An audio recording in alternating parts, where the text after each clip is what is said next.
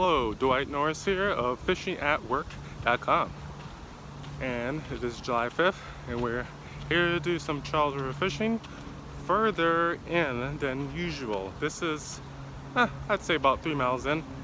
No, it's actually wrong. It's more like 5 miles in from where we usually go at the Charles Esplanade, and there's some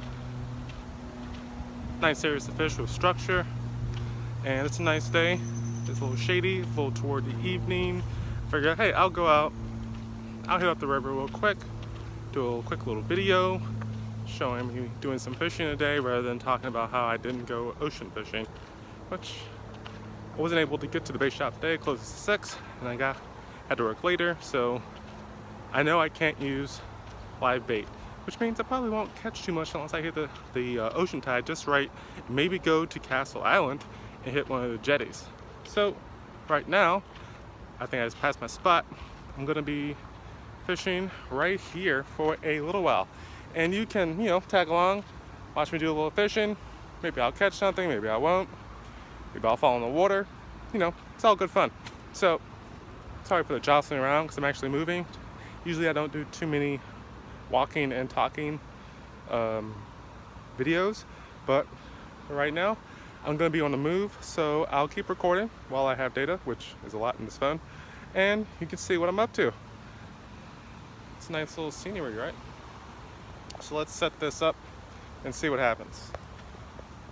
Oh, the sun is just so bright.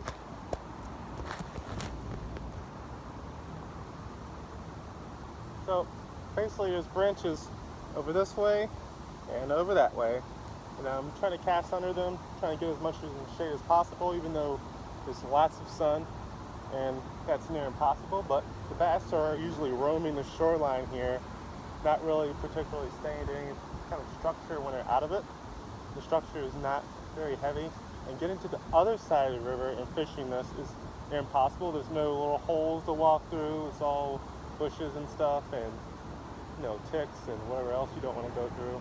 It's not easy to cast either, so nobody fishes over there. So if you have a boat, you might actually find yourself lucky to fish some less stressed fish on the other side.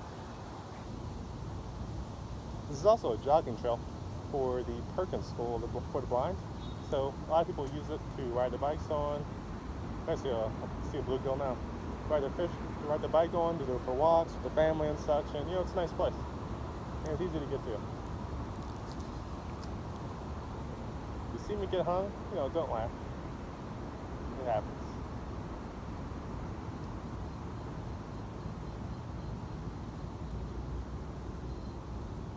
Figure maybe I can entice, a random largemouth bass to bite.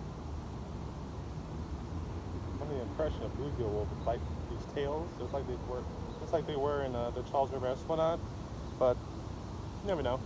I get nothing. I might just be skunked here in this hot 95 degrees sun. Kind of cooled off at 90 degrees, but I'm still sweating.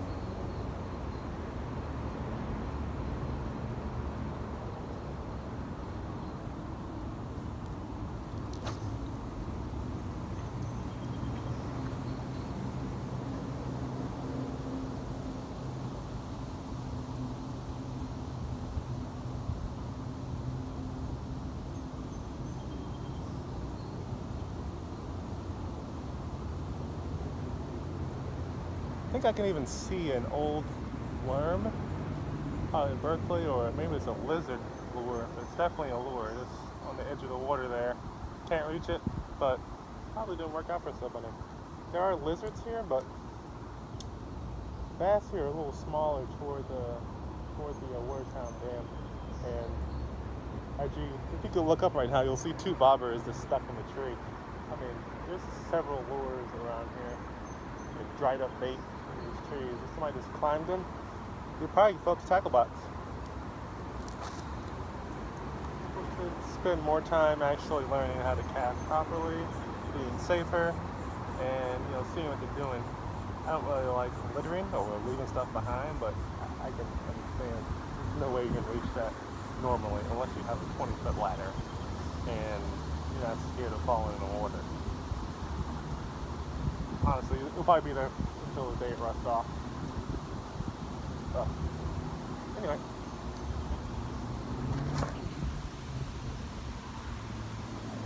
Hopefully you heard me talking, or I was just talking to myself about a bunch of things. But I'm going to do a little run and gun and hit several spots real quickly with my little tube, my white speckled tube lure.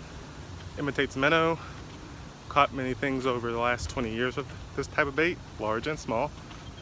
The larger size of it usually just catches bass.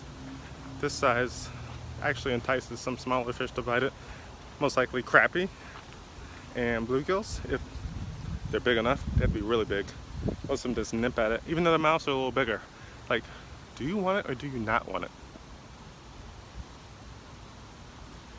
Let me find a place to put this down.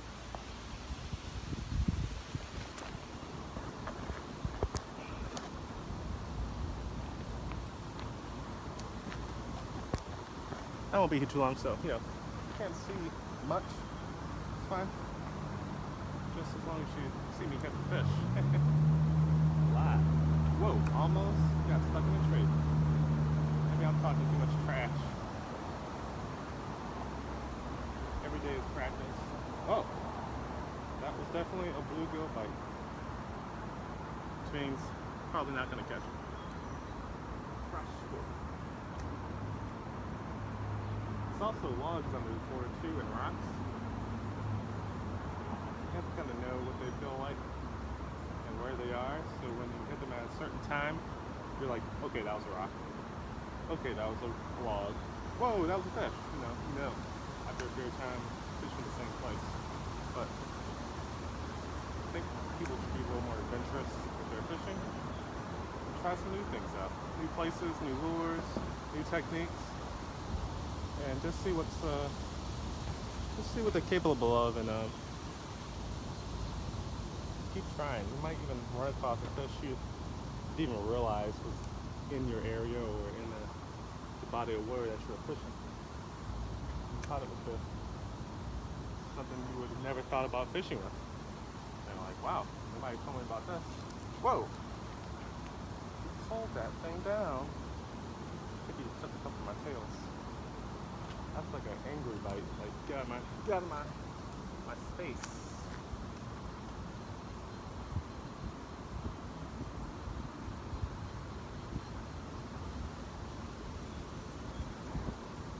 I will be happy with any angry bite as long as it's coming from something that's going to swallow the bait. If I pass it there enough times, it gets really angry. He or she will get angry. And just say, okay, this chicken wing has been in my face too many times. I am going to gobble it up.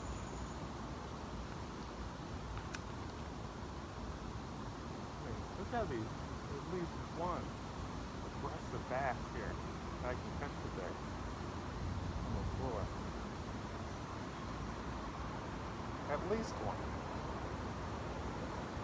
It's a very tight area here, so there's low branches. They're on the left, they're on the right, and it makes it hard for overhead casts and even side casts sometimes. So the hook cast is probably the best option. You drop it damn near wherever you want to.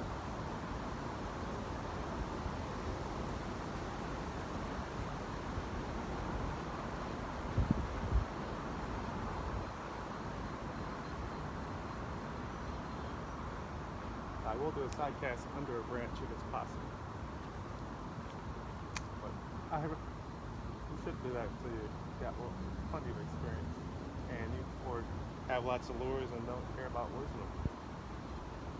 This lure isn't like, you know, I'm not gonna be hurt if I lose it, but it would be a pain to have to retie a lure.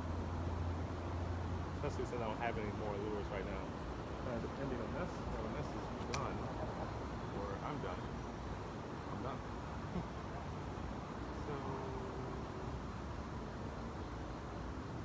apparently that bluegill, instead of attacking more than once, has decided to stop attacking. So I'm going to stop attacking and move to the next spot. I'm just getting the open the holes here of where I'm going. There are like spots like this, you know, and there's holes here, but like, man, you really have to like drop it in there and hope that you don't get hung, and hope that bass gets it before the log does, and then your day is done if you're like me with one bait. So I'm gonna avoid those right now, but please feel free, drop it in there, get that 5-pound plus bass, and have a great day. All right, let's put this one here. Hopefully it's not on an anthill, which there are plenty of around here.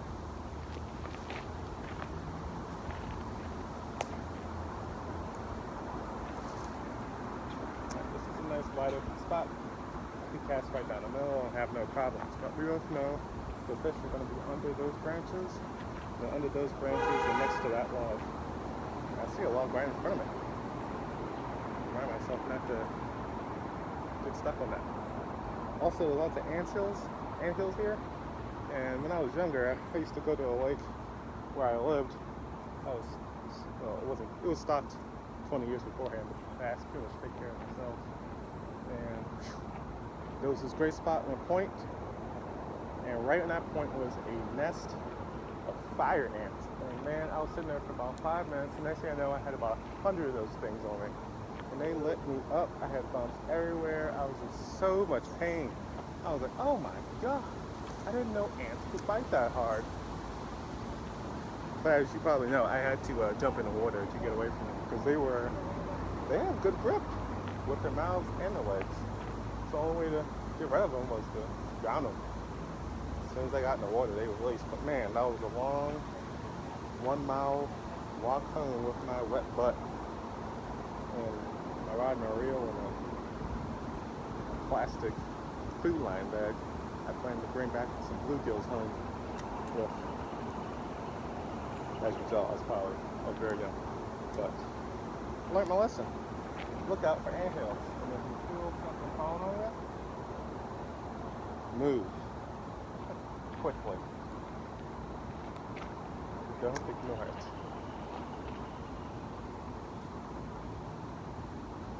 Fire ants and army ants are a pain.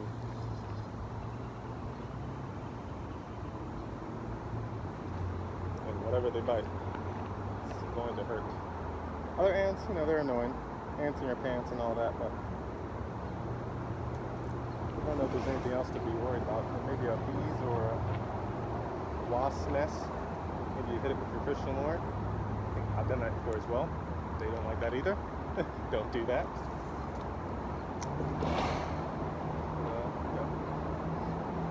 Back a rock or fish. There's grass down here.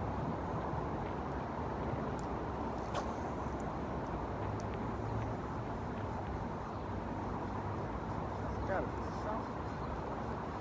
Come on.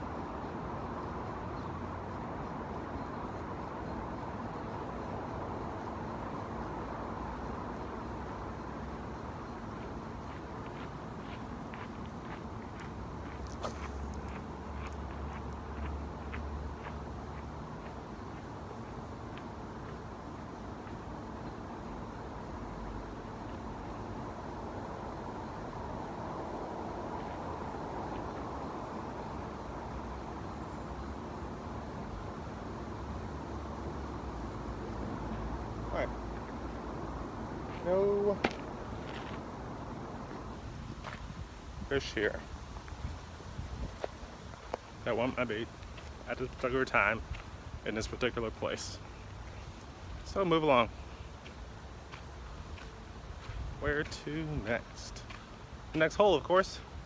Up ahead a little bit. I'm not gonna fish at this little beach. Whoa, even though there's a huge, like, what is that thing? A black pelican? No, not a pelican, a stork?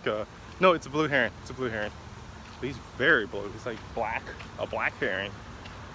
Let's get a picture of this buddy. Once he moves before I walk across. Okay, oh, he's looking at me. See him? See him down there in the corner?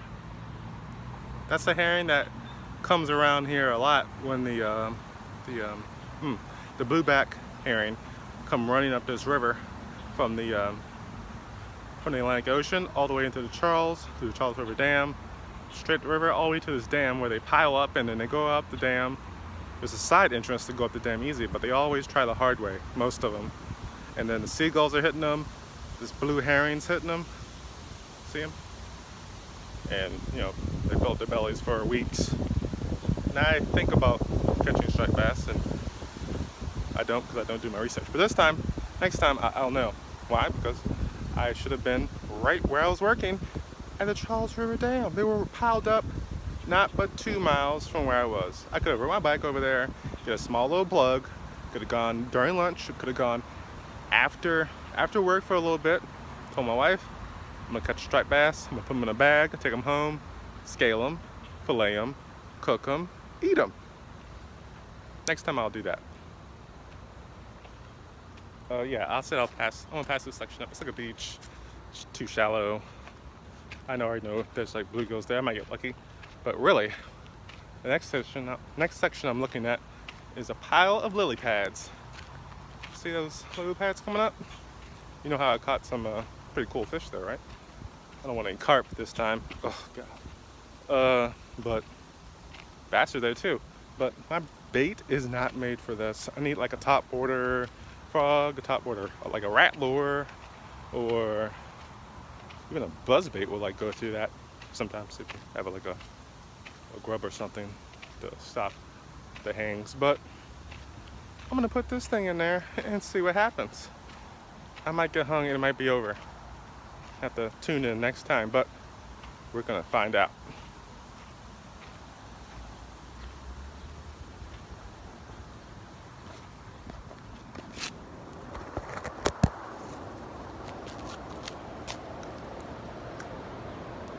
Casting right in the hole. Oh man, I can already see. So this is bad news. The fish doesn't bite you immediately. Oh no, this is not the greatest thing ever. Alright, come on. Bass, come by and see I'm home. Okay, when you have your bait fly towards you and there's a bunch of slack line, and I particularly notice the braided line, you kind of reel it in before you get it taut. You might have some loose line around your spool, then it get tangled, it get twisted, a knot will occur, you'll cast it out again, it'll get all hung up and out of shape, and the next thing you know, you're snapping your line, or it's getting caught around and you can't get the knot out, and you have to cut the whole line and retie the whole lure again. And just say out of experience, you don't like that. So, oops, got something on the log. Yeah, this. Well, I do know I don't have any top water plugs. All I have are like worms and a couple of like striper baits. I'm severely underlured with my selection, and one of the things I'm doing is planning on buying a very large selection of lures. And when I purchase those in bulk, on eBay or Amazon, or go into a local tackle shop if I can't find stuff there, I'm going to do a little presentation of my selection of stuff and why I selected it and why it will help me in my current area and maybe yours too. I got lots of things planned, but better than planning is doing. You know, this spot is not working for me. I can't even get it to do a one shimmy or a shake before it gets hung on something. Fish probably love living there, but my bait doesn't. So let's walk a little further. Actually, walk a little further. What's up ahead? More lily pads, an open area. Someplace I've never caught any bass. Another place I've never caught any bass. And all the way at the end is a place I've caught a bass. So we're gonna take a long walk all the way to the end. I might not even stop to even try some of the places in between, but yeah. I'm gonna stop this and I'll recapture with you once I get there. Bye. So I did stop before I got here, and lo and behold, I found a bass. The second I stop recording, that's when it happens. This is only like 40 seconds ago that I stopped the last session of this video, and I've hit pay dirt. There's no skunks today for Dwight. Ugh. Boom. It's the mega bass. The bass of my dreams. The quintessential, I'll tell you it's 1 pound, but it's really 12 ounces. So, you know, boom, there it is. Get them back in the water so we can stay healthy and grow big and strong. So I can catch you again. Bye-bye. Oh. Yeah, we're all greasy. Let's cast a couple more times. Maybe we've got some fun. So basically, let me show you what I did. There's this line of lily pads right here, which I talked about being awesome earlier. And they're also awesome in the Charles River as well.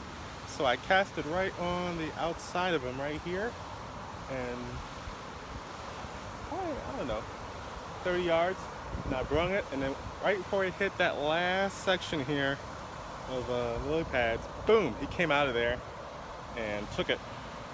You know, he's not huge, but that's a largemouth bass. And I caught him after work.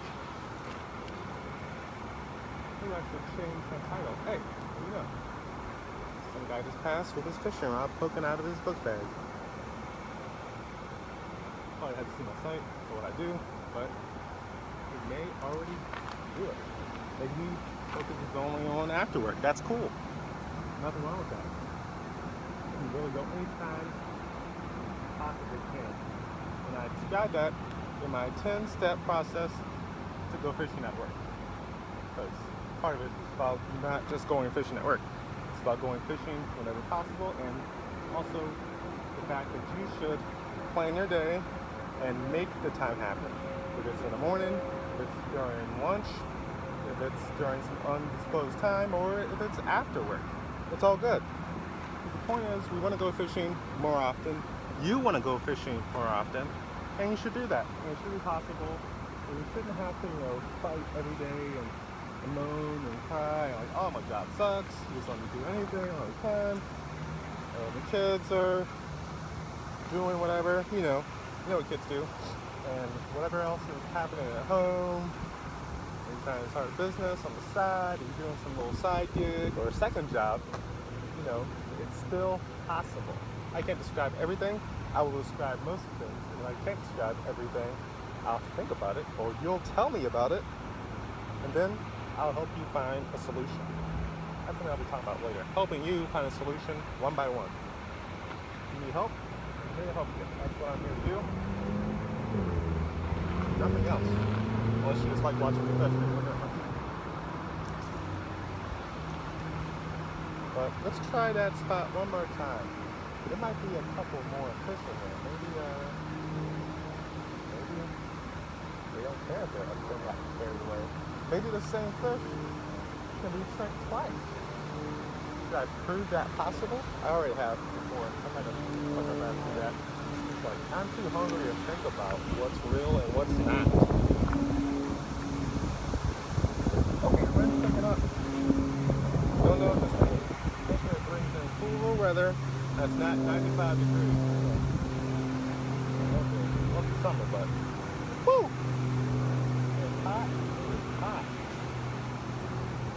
to the center of the room. I don't use both canoes. But, you know, sometimes you get lucky. Most of the time, during the summer, those fish are going to be in the deep holes where you'll have the jig near a structure that's been set there on purpose usually, or it's going to be somewhere shallow. Very shallow. No shallower than you possibly could. 6-pound bass is sitting like 6 inches of water. Shocked at what they can do. They're 20-foot boats that are, you know, stated that they can float in 6 inches of water, which they do. That's how you shove off. Fish can do the same thing. They can be quite large in shallow water, and you'll be like, holy smokes, there's a huge fish right on the shoreline. It's like, how is he not out of the water? Amazing. So, you know, I hit this spot, I caught a fish, move on to the next. Hopefully not to where that guy went. I'm not gonna go to where that guy went. I'm just gonna go down here.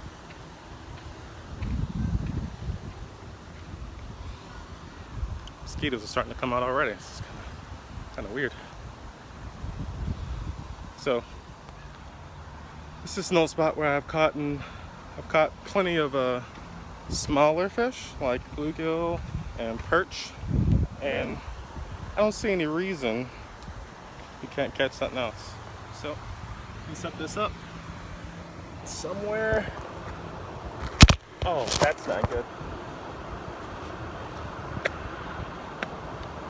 On this rock and try not to hurt myself. Let's see what I can catch. See a little bit of lily pad over there.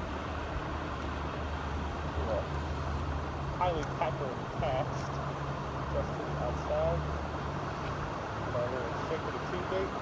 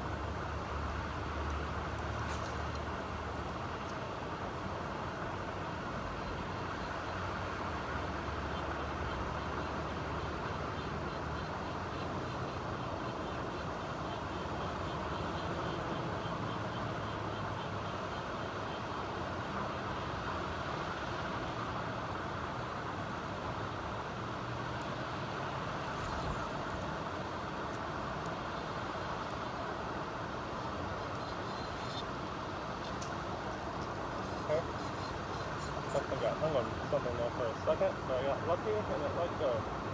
After that kind of stuff happens, you should check your hook, see if it's been bent backwards.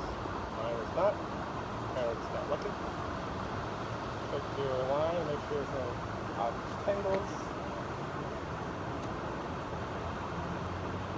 And back with it.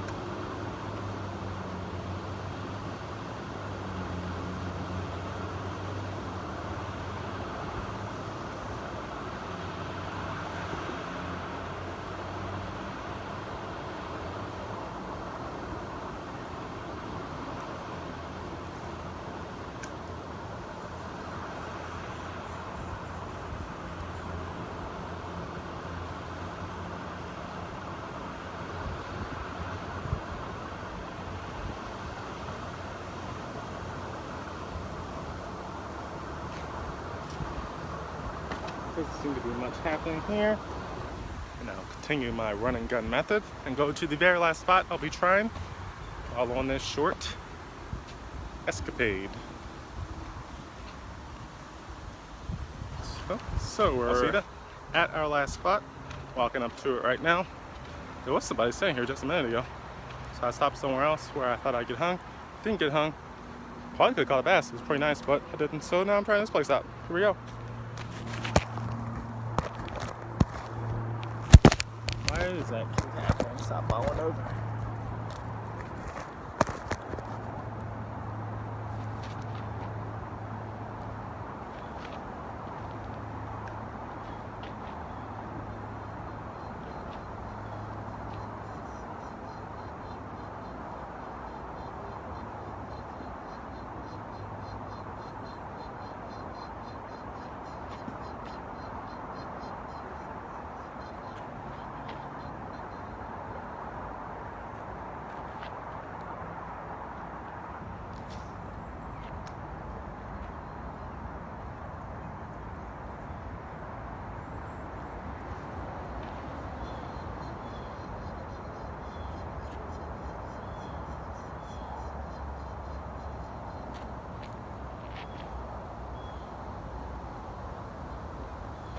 Oh, two people just passed me with the fishing rods in hand, Yeti cooler for the coffee or a cold beverage, and backpacks, storing their stuff.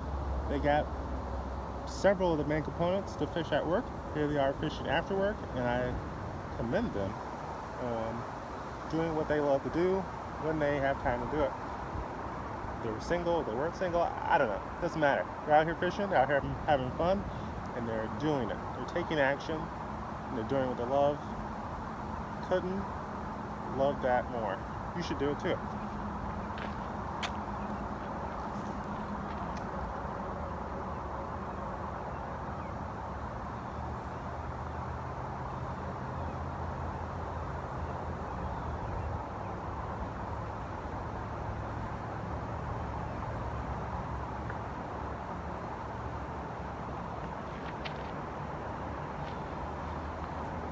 No, why? I won't.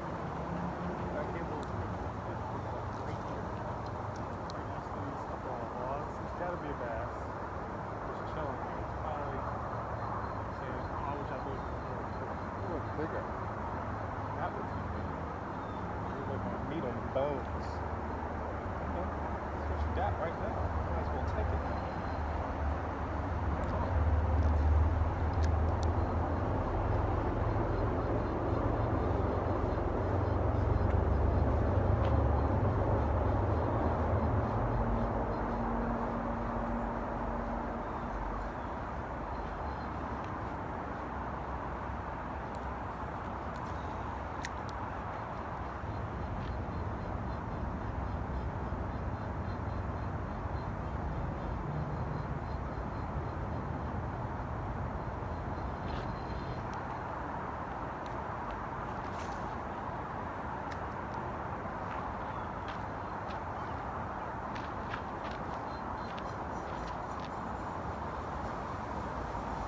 Looks like a bunch of crew boats have lined up, two-person ones, and the crowd looks like they're a little bit older in age, probably just learning, doing some after-work activities.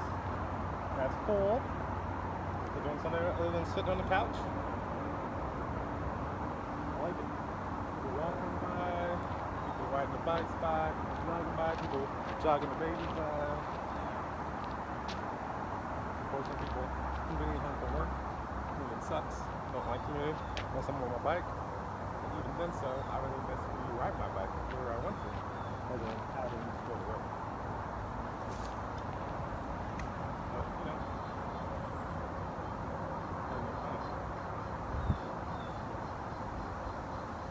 however, it seems possible.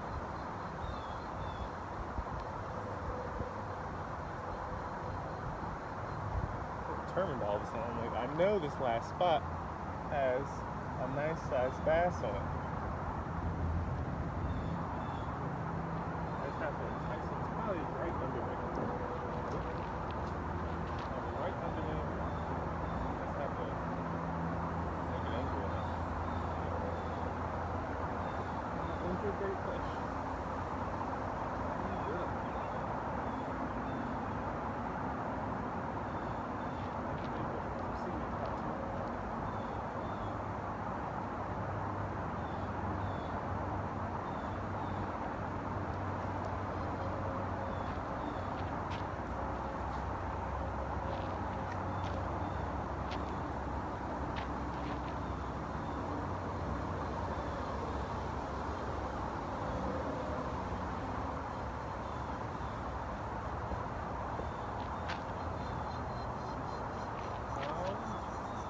Boats had disappeared. They all turned around. Must have been one leg of their train. Go upriver, then we'll go downriver. Sorry, I'm rambling. I do all this design. Casting on the river. Splash of the bait. Splash of the fish.